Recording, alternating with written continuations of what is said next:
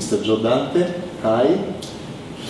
E parleremo con Joe Dante del 30° anniversario di Gremlins e salutiamo il pubblico di Lucca che sta per vedere anche Gremlins 1984, lo sta per rivedere o forse vedere per la prima volta per festeggiare i 30 anni.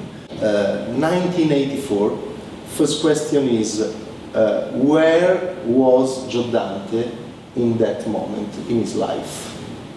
Joe Dante was 37 years old, so now the movie is 30 years old, so you figure that out.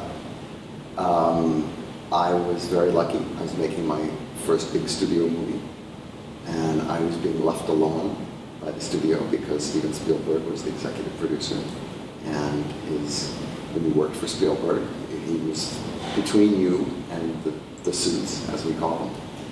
And the movie was a little odd. But no one really took it seriously at the studio. They thought, oh, it's something we're doing for Steven. He wants to have this company called AMBLIN, and he wants to make movies, and here's a little movie, and let him make it, and maybe he'll get out of the system. And so there was really no adult supervision on the movie. And we were able to turn it into the movie that it was, and is, which was not exactly what the studio was expecting. And they were quite baffled by it until we went to the preview. And the preview was one of those moments that every director should have in his life, where a movie comes from nowhere, no one has heard of it, and the audience is on the ceiling, screaming, yelling, laughing, applauding, having a great time.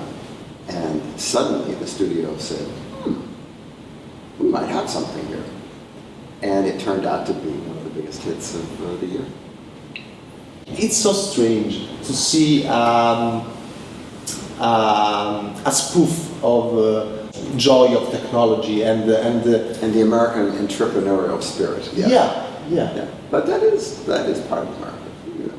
And it's a very American movie. But what I found interesting was that when you worked for AMBLIN, they were very serious about overseas rights to the movies.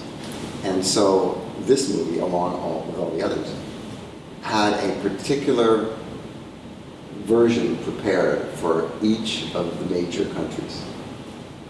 Italy, Spain, France, Germany. And the dialogue would be rewritten for the dubbing. And when the Gremlins are in the bar, for instance, in Germany they sing German beer songs. And there are jokes and references to American things that are switched around, and pop culture of the various countries is inserted instead.